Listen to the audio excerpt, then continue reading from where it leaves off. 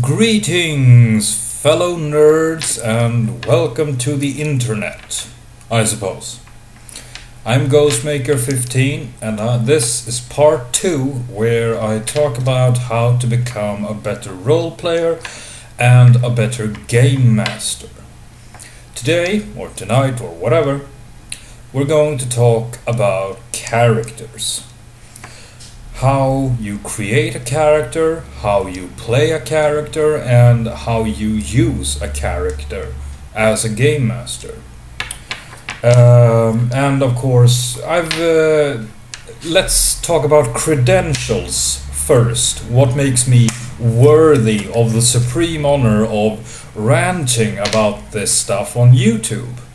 So let's start there.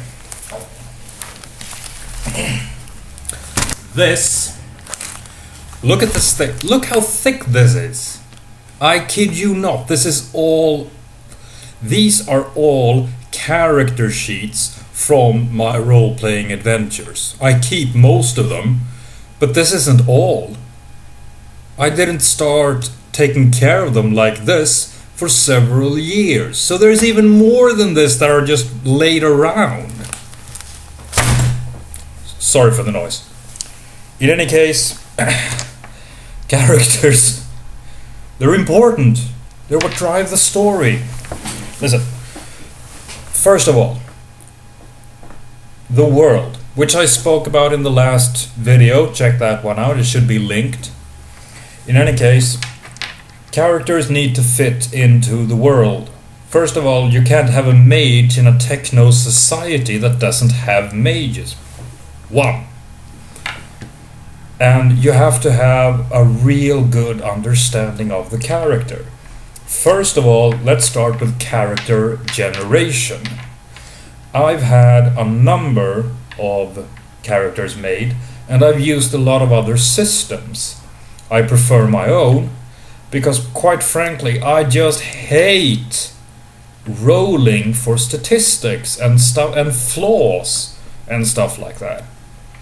The worst offender to this clearly was the last I played was Dark Heresy, where you roll dice to denote your character and you weren't even allowed to switch them around. I was a damned Space Wolf Space Marine, and the guy from the Dark Angels chapter had better weapon skill than me. Figure that one out, Einstein. I can't. Ugh.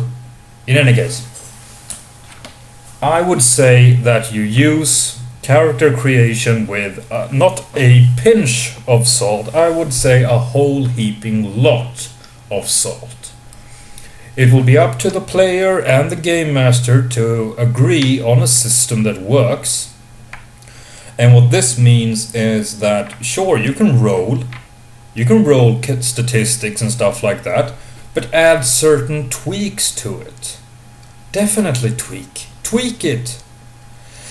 I mean, you can't have a fun game if your character rolled the flaw extreme eczema, which means, you have rashes all over that itch and sting and hurt, and you're allergic to everything under the sun and above the levels of hell, 7th level.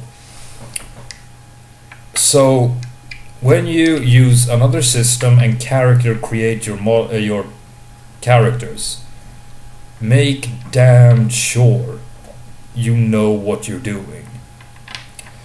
You need advantages and you need disadvantages. These perfectly melded with the story and the universe allows you to create so much more than if you just randomly rolled things forward.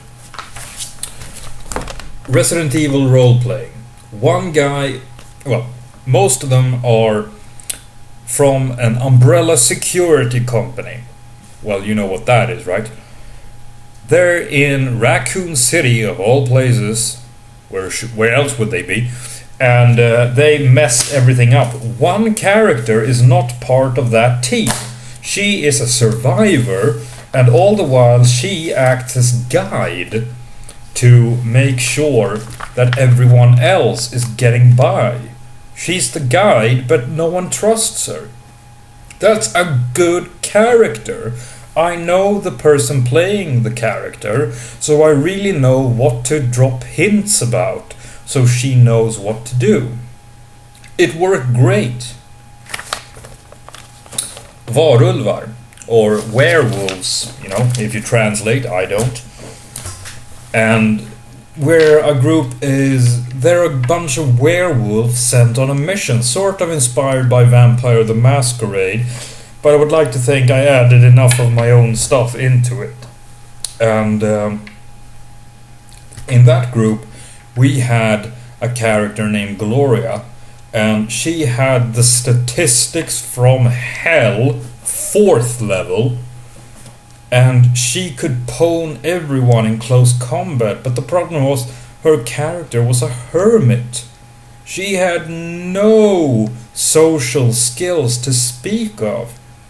The role-playing was made about 20 minutes longer because someone had to explain to her the basic concepts of a cell phone. And this was not a bad move. It was a great move. Everyone that was part of the conversation, which was most of them, yeah, but it was just fun. And let's not even get started how long it took for them to explain the washing machine. But it was in character. It was part of the story. And you can have so much fun with that. You can have so much damned fun just by taking a look at what characters do you want to include in this adventure and how do you include them. Social standing, money, statistics, skills. There are so many things you have to keep track of. I'm gonna start by making this a multi-segment thing. So this is like part 2, section 1, or whatever. By the way, I'm dyslexic, so that's why I'm so bad with the numbers. And I'll go from there and I'll teach you about how to create a character that fits into the situation. So stay tuned, guys. I'll be back.